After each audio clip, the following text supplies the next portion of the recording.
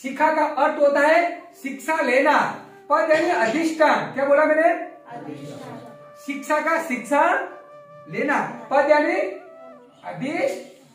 अधिष्ठान। मैं प्राणी हिंसा नहीं करने की शिक्षा का अधिष्ठान करता हूँ। मैं प्राणी हिंसा करूंगा समाधियामी। शिक्षा का जीवंत रहूंगा समाधियामी। बरोबर, समझ गए? दूसरी बात, फोटो पढ़ते वीडियो लेते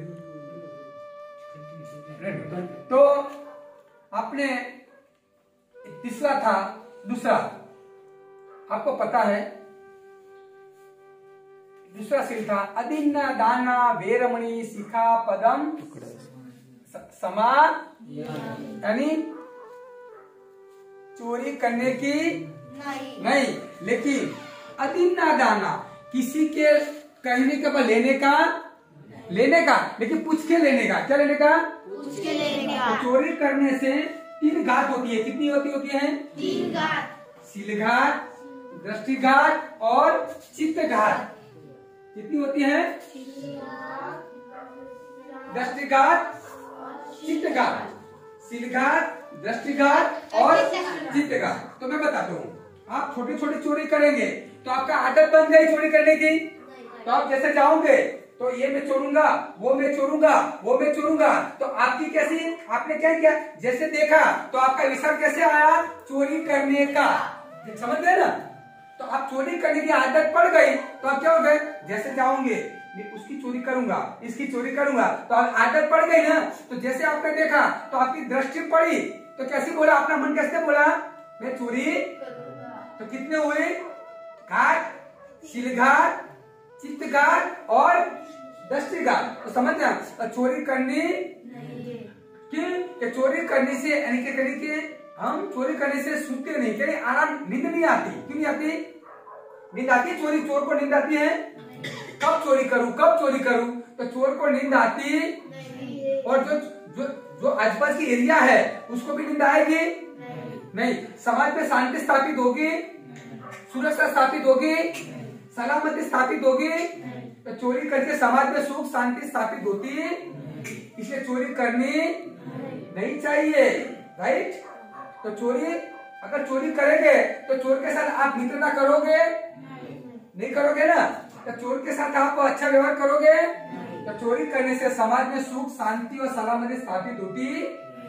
और चोरी करने से 3 घात होती। कौन सी घात? कौन सी? चित्तघात। समझ गए ना? और तीसरा सील है कामेशु चारा वेरमणि शिखा पदम समाधियामि।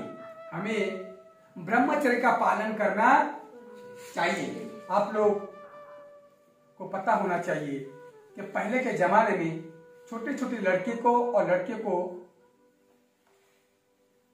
बाल लगन करते। समझ? बाल लगन। तो पहले छोटी बच्ची थी, छोटा लड़का, उसको पता ही नहीं था और शादी करें। और जब बच्चा होता था तो वो लड़की होती है ना, मरती लड़की, मम्मी, वो मर जाती थी। तो भगवान बुद्ध ने बोला कि पति पत्नी को ब्रह्मचर्य का पालन करना चाहिए। क्या करना चाहिए?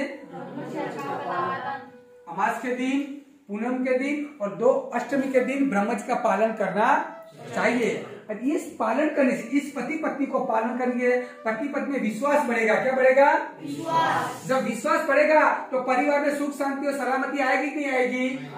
पति पत्नी में सुख बढ़ेगा नहीं बढ़ेगा? इसीलिए कामेशु चारा लेकिन ब्रह्मचर्य का पालन करने से परिवार में सुख आता है। जब परिवार में सुख आएगा तो समाज में सुख आएगा कि नहीं आएगा? जब समाज में सुख आएगा तो हम लोग कैसे जिएंगे? आनंद जिएंगे। इसीलिए हमें ब्रह्मचर्य का पालन करना चाहिए। राइट? इस चौथा से मूसा वादा वेरमणि शिखा पदम समाधियामि।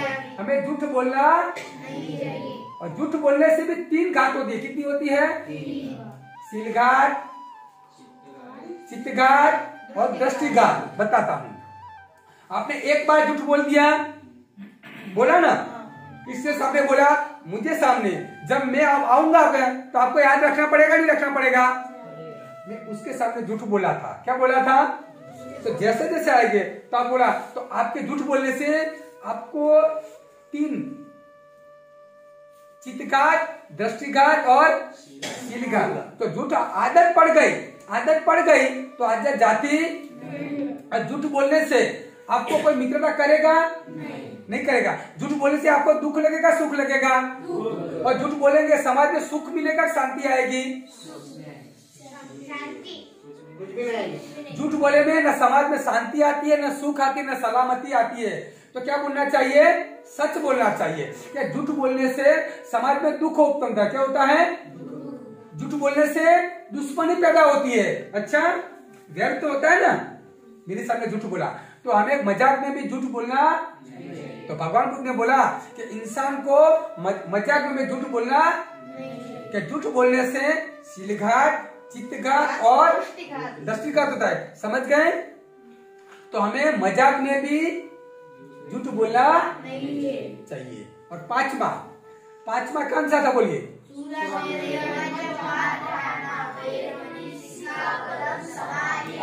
हमें व्यसन नहीं करना चाहिए। क्या नहीं चाहिए?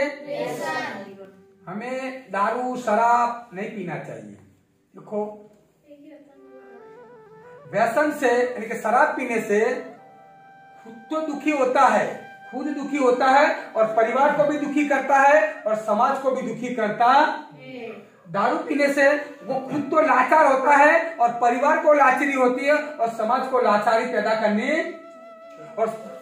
और शराब पीने से पैसे हमारा खराब रास्ते जाते हैं। क्या जाते हैं? और हमारी आमदनी, खुद तो गरीब होता है और पूरे परिवार को गरीब करता है और समाज को भी। इसलिए हमें शराब पीनी नहीं चाहिए। शराब पीने से हमारी याददाश्त खत्म हो जाती है। क्या हो जाती है? हमारी मेमोरी पावर खत्म हो जाता है। क्या हो जाता है? और हमारा संकल्प जीवन रहता नहीं है। दूसरी बात, हमें शराब पीनी मतलब किसी का प्रकार माता पसंद करना नहीं चाहिए। क्यों? कि शराब पीने से हमको सुख मिलता नहीं है, समाज में हमको भी शांति मिलती नहीं है और समाज में भी शांति स्थापित होती। और शराबी इसका जीवन कितना है? टूका होता है। कितना है? कभी भी मर सकता है ना। तो हमें शराब पीना नहीं चाहिए। दूसरी बात, आप लोग बड़े हैं तो हम लोग ये जो भारत की जो समस्या है, हम लोग जब आप लोग बड़े होंगे ना 21 साल के 22 साल के, तो भारत में समस्या क्या है? मैं पैसा कमाता हूँ इसलिए मैं शराब पीता हूँ, ऐसा हो ना। तो बचपन में आपने जुआनी में शराब भी पिया। क्या पिया?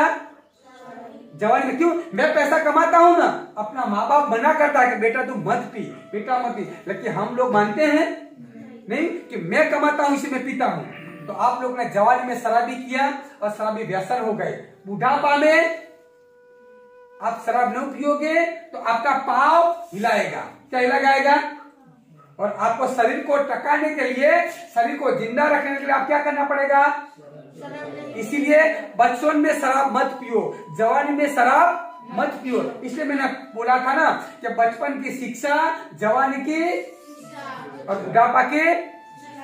आप बचपन में पंचशील का पालन करो। जो बचपन में पंचशील का पालन किया तो जवानी में सुरक्षा। बचपन में पंचशील का पालन करोगे तो जवानी में सुरक्षा और बुढ़ापा में सलामती। यही भगवान बुद्ध का धम्म है ना। इसीलिए मैं ज्यादा नहीं बोला, आप लोग भाग्यवान हो, शीलवान हो और समाधिवान हो।